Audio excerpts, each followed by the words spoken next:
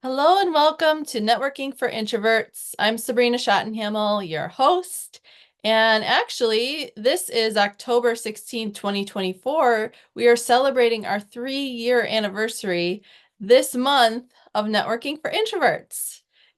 Isn't that amazing? So Angela, thank you for being here with me. I appreciate it. And every time you come and support me, I appreciate you. So thank you. But today I have a feeling that maybe this might be a little bit of a tough subject, and maybe that's why people didn't show up. But that's okay. We're recording it. I'm going to send it out and share it with people. So if they want to watch it without interacting, that's fine. You can always send me some comments later. But I'm gonna jump right in so we can get to the good stuff. So today we are embracing vulnerability. I know that's, like I just mentioned, it's a little bit of a tough subject, but we are going to be talking about embracing it versus having invulnerability regrets. So I'm just going to have you take a moment right now and close your eyes and take a deep breath and just think of a time that you took a chance and oh, it went terribly wrong. Oh, just think of that time and just how you felt, all the feelings going on in your body. Now we'll switch gears. We'll go to a time where you took a leap of faith and you shared something scary or difficult and it went really well. Now take a deep breath, another deep breath, put a little smile on your face, and you can go ahead and open your eyes. See, things are going to go wrong, but you just have to remember those things are in the past. And look, you're still here. You survived that embarrassing moment or that really difficult moment, and thankfully it didn't kill you. So it's a-okay. So in this time we have together, I just want to discuss how to use your voice so you can speak up and stand strong in your authenticity. So we're going to do this by taking a little bit of a risk and putting yourself out there for possible judgments and embarrassment. But like I mentioned, it's okay. And that's why I believe that most introverts, most people in general, don't speak up because they might feel shame or they might even feel alone in a particular topic or situation. But what if you did speak up? And then when you did, you were supported and even embraced with open arms. People actually understand you when you share something difficult or deep. And I know we want to avoid the regrets of vulnerability because it's uncomfortable and it can bring out a lot of anxiety. But here's a few signs similar to what you felt when you closed your eyes and you felt that embarrassment or that shame come up when you did share. But I just want to share with you a few of the signs of vulnerability regret, and then we'll go into how to embrace vulnerability. So you can have some energy drain when you feel like you're sharing too much. You, as introverts, we overthink a lot of things, sometimes for good, but a lot of times when we share or when we're thinking of sharing, we overthink and then maybe the words don't come out right. And so we overthink and it just spirals into the negative. We have that fear of judgment. Another one is a desire to control, not only to control yourself, but then you're trying to control others by sharing something or feeling like you need to express yourself, but control the situation. And then the last one is a pressure to conform. So if you're around a lot of people or big groups of people that are all talking a lot and sharing expressively, you may want to shift and mold into that extrovert person. And then, of course, when you do, it drains your energy and then you feel weak and vulnerable again. So yes, I know this is a deep topic and I want to recognize that, it's difficult. So I want to switch it up and bring it to more of a lighter subject, a more positive side, so that when you leave this call or when you leave this recording, you're uplifted from giving yourself a little bit of vulnerability and opening up to groups. So now that you know the signs, we're going to move into the embracing vulnerability. And I put together 5 ways that we can really step out, we can embrace it, we can use our voice and feel confident about it. And the first one is practice by sharing personal stories in more of a controlled setting. So for introverts, we like smaller groups, we like one-on-ones, we even like a Zoom call, so that we don't have to be around a lot of people. When we have those smaller groups, we can share a little bit deeper instead of just talking about the weather or something very superficial. We can go deeper. Um, and in sharing these personal experiences, we can open up to each other, we can trust them, they can trust us, and it just gives you a little bit more of that courage to express yourself a little bit more. So, if you're sharing in these little groups and you get the positive feedback, then you're more willing to share in larger groups, or as you're public speaking or sharing in a meeting or leading a group or an event, you're more likely to share that story. And it creates that safe space too. So similar to what I've created here in Networking for Introverts, I've created this safe space so introverts can come together, we can open up, we can share, we can learn together, and we can support each other. So that is the first one.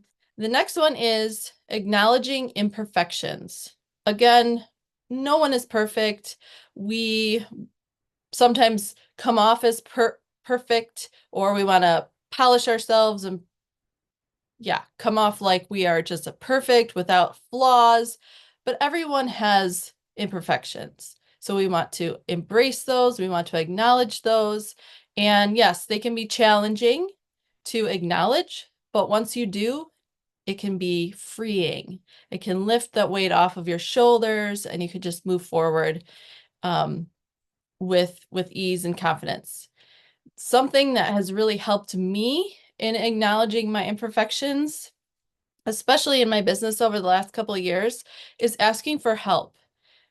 When I get stuck with something or I'm struggling or I don't know what something means and I don't have access to my phone, or I'm in a social situation, instead of pretending like I understand and nodding my head, I ask questions. I'm like, okay, I don't understand that. Or can you explain that? Or that's a word I haven't heard before. I don't know the definition of that. So by asking for help or asking someone to explain something a little bit deeper, that doesn't make you stupid.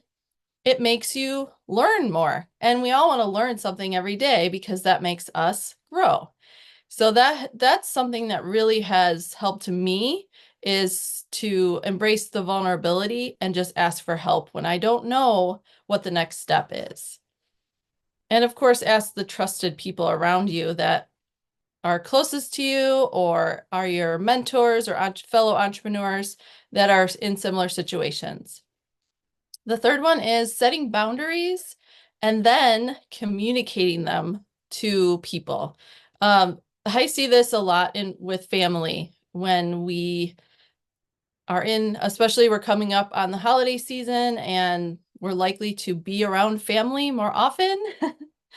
We need to create those boundaries so that we can protect our energy, know how long you can last at a party or an event or at someone's house, and then express those without feeling regrets or shame that you can only last a certain amount of time.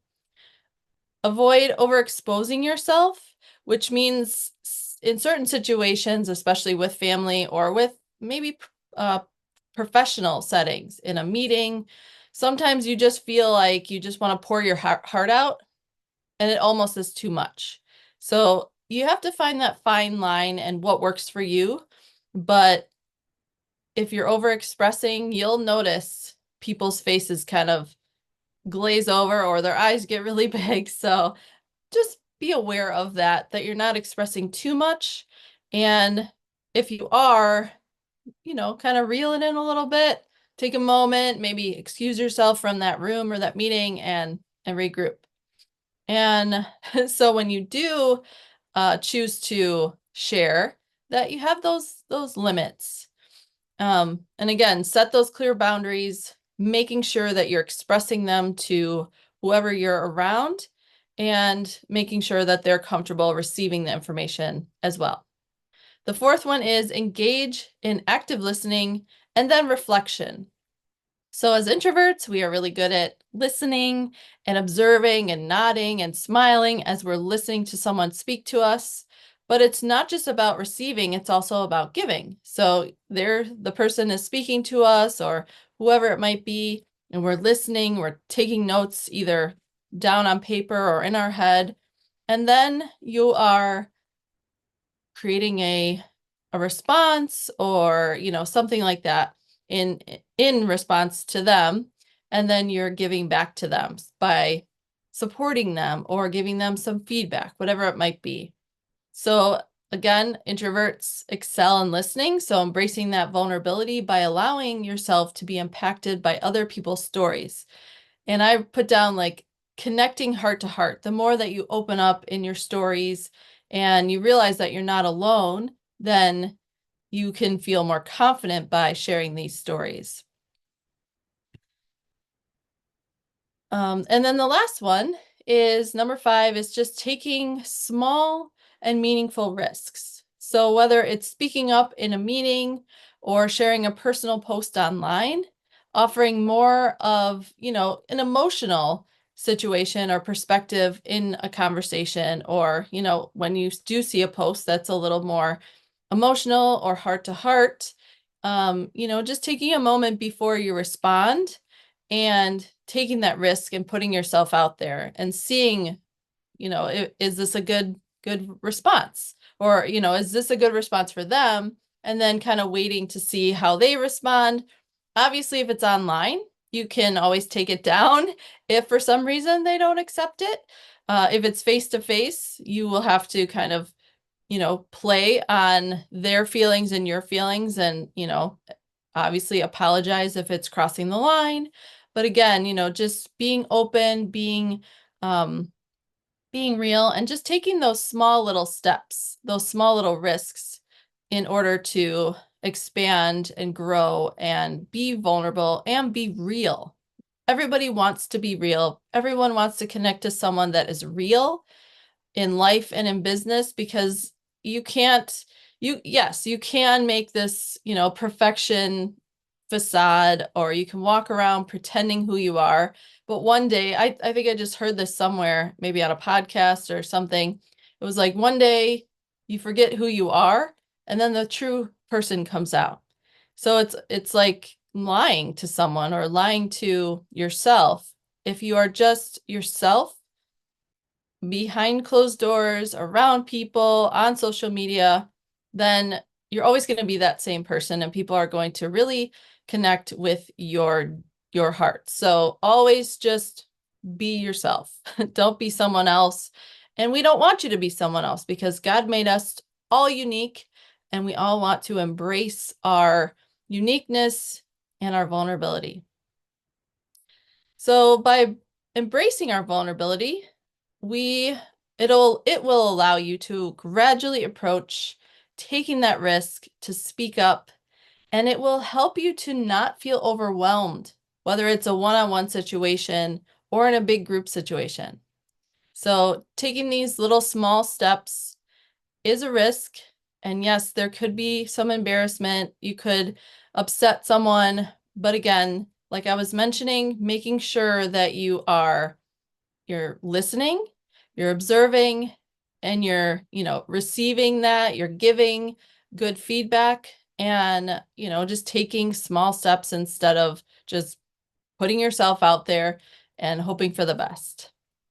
So again, just to recap the 5 ways that we embrace our vulnerability is by sharing personal stories, in smaller settings for introverts, acknowledging your imperfections, setting the boundaries, and then actually speaking them out loud so that you can stand up for yourself without feeling guilt or shame, engaging in active listening, and then reflecting to make sure that you are giving and receiving, and then taking the small, meaningful risks. So that is what I have for you today. And Angela, I will just ask you, what spoke to you most throughout the presentation, and what would you like to try moving forward? Wow, I love this. I love this topic. I love all that you have put on here. There's like so many areas that I'm like, I should probably work on so many of these areas. I did love that even in the sort of more challenging portion that you said that we have pressure to conform, like Mhm. and control, like certain areas. And I was thinking about places where I do that out of like fear. Mhm. So one of the things that I'm really going to like is to take small, meaningful risks. And um, I think doing that in spaces that I'm less like, there are some spaces that I'm like, I feel pretty confident in these spaces, but like in other spaces where maybe I'm not as confident to take small and meaningful risks, and that might be like challenging certain relationships, or, that is definitely one. Mhm. And then, um, this one is always hard for me, setting boundaries and then communicating them to people. Yeah. Oof, that one got me. I was like, oh, I need that. And then as you were sharing, I was thinking like we also have to give ourselves grace to grow without judging. Mhm. That even if the first few times we do this, like we kind of stumble around in our, that's not necessarily a failure. That's just like a learning experience. And the Mhm. feelings that come with that are not necessarily the feelings that will always stay as long as you're progressing. Like we can get better at it. Yeah. So good. I love Yeah. this. Yeah. Yeah. Yeah, the boundaries thing. I over the last I don't know how many years. Well, my husband's helped me with the boundaries thing because especially with family, it's hard. Yeah. It's you just want to give all your time, and then the time actually comes and it's on your calendar and you're like, I'm just overwhelmed. I can't do this. Now I've said yes to this, but no to this, and I'm drained. Yeah. So I've learned to communicate those boundaries and just say, okay, I'll help when I can, or Yeah. I'll do this when I can, but I'm not gonna do it all the time and make myself feel guilty for it. Yeah, that's so good. I was gonna ask you, like, which one of these is like the most challenging for you? Yeah, hmm, that's good. I guess, well, for me, I think it's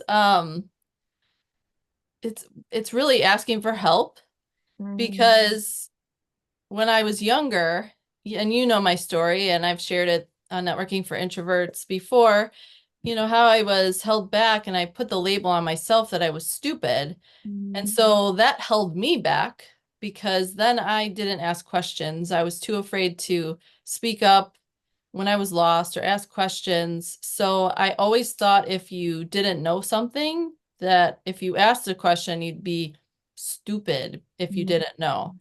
And so I really had to, and I still have to get over that mm. it's okay to ask questions. Like I'm not stupid. I'm just maybe not well versed in this topic or this area. And um yeah, so I just have to surrender and say, okay, I don't know. And it's okay to not know because then I can ask those questions, I can learn, and I can file it in my bank. Yeah, that's so good. Yeah. I think also like with that, um, like taking those small meaningful risks to like put yourself out there, I think it helps when you're personally growing Hmm. because then you feel more confident to put some portion of yourself out there. And like we can't do that without asking like without, I mean, even the stuff that we seek out, like if we're listening to a podcast, we're interested in something, we're trying to gather new information and learn. Yeah. And I think breaking down the barriers that say, for some reason, if in person I'm getting this information that feels more wrong or it feels bad, when I would go, check out this book and check out this podcast and listen to all of this because I don't know that and I'm trying to gather that information. I think like just reframing it in our brain Yeah. it's gonna be such a challenge, but you're so right. Like being willing to say, like, I actually don't know much about this topic, Hmm. and I would love to learn more. And the people that like are passionate about that topic, I think that's like their favorite thing too. It's like, Yeah. I'm so glad you asked. Like, I want to talk about this. So it's Hmm. almost like you're doing them like something that gives them joy just by overcoming your own um like vulnerabilities and just saying like I don't know that you know Yeah. No, I love that. That's so true. Yeah. Yeah, because if you know a topic, you're like, oh, I could talk on this for days. yes. Yeah. Yeah. So good. Yeah. Well, is there anything else that you want to close with or anything that maybe maybe a testimonial that you could give me? Hmm. Since it's just you and me, would you like to give me a Yeah. testimonial for networking for introverts? Oh, I love this. I love networking for introverts as a whole. I love that you're not afraid to tackle different subjects in each. And Mhm. one of the things that I have learned and utilized so much from networking for introverts. And as I've learned, one of the things that you've said so often, and it remains so true, is that introverts are not necessarily just shy people. They're people that need to recharge more in isolation.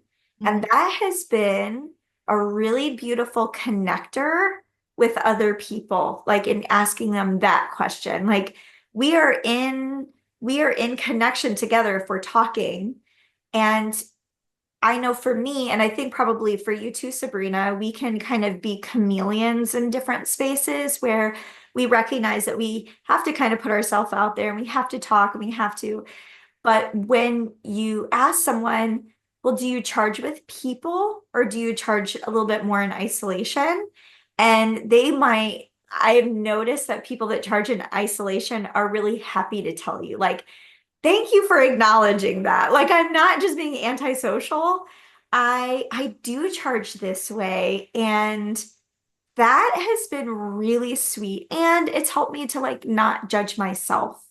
Like Mhm. it's helped me to be like, it's I need to put in my day every day a time where it's okay for me to be still and be by myself. And so I Mhm. think it's helped me just to be a healthier person.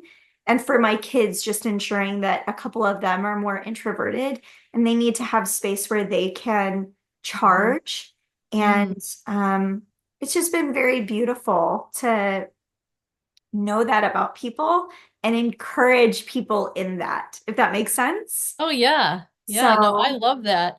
And I do have an icebreaker guide that I share with introverts after, well, or anybody, if you're, especially if you're an entrepreneur and you have to do a lot of networking or social events, sometimes the conversation goes a little haywire or it kind of falls off. And if you have this icebreaker guide with topics and questions, then you can kind of study it before you go or keep it with you, and when you go to the bathroom just be like, okay, what could I talk about? So yeah, that's maybe a question I will ask, because as an introvert we want to know if there's other introverts out there that will meet with us one-on-one instead yeah, of always meeting in a big group setting. Or if it is an extrovert that you're meeting and they are obviously getting charged up by being with people, it's like, okay, well, can we compromise and, do a little coffee date, just you and me, whether it's Zoom or in person. But I love that because yeah, it's so good to have deeper, meaningful questions and topics to ask instead of, oh, the weather is great today, right? I know. Yeah. That just spurred on one more thing that I love about you, Sabrina. You've covered this topic in different ways throughout these last 3 years, Mhm. has been your intentionality to talk about soul care, Mm, especially for introverts, because this world oftentimes does not fit us super well. Like it's like an extroverted world. mhm. And because of that, you are so tender to what are some ways that I can equip introverts to not go to still show up? And the way that they do that is by ensuring that the time that they do take for themselves is actually giving them wholeness so that they can continue to keep appearing and keep coming out. So Yeah, I love your heart for thank us you. as people, Sabrina. Thank you. And the other part about, self-care and soul care is it saved me in my career as a Mhm. massage therapist. If I didn't recognize that I was having burnout, early on in my traveling massage career, like I would have burnt out and I would have had to stop. So I recognized, okay, I needed at least one day off where I don't see clients at all. And then, after a few years, I took a second day off and then eventually I brought on associates to work under me so I could take a little bit more time off. I could travel and I could also focus on like this group and my speaking business. Um, so yes, like it's self-care, soul care is for everybody, but especially important for us introverts because, just like I've talked about in the past, we plug in our phones, we plug in our laptops to recharge them, and Yes. that's the same thing for us. We need to literally be at home, plugged into something that fuels our energy and our soul. So good. Yes. I just want to put a plug that Sabrina's such a guru on this. So if you need coaching on soul care, this is your woman. Thank you. I appreciate you so much. I appreciate you too so much, friend. Yeah. All right. Well, again, thank you so much for being here. And if you're watching the recording and you have some feedback or comments that you'd like to share with me, please reach out. You can email me. You can, if you have my phone number, you can text me or send me a direct message through one of my social media accounts. And I'd love to hear from you. So I will see you in November. Actually, another celebration in November. It'll be my birthday on the third Wednesday of November. So it'll be Aww. November 20th at 12 o'clock Central. And we'll be back here with another fun subject because it'll be my birthday. Yeah. We'll come with party hats. Sweet. Yeah.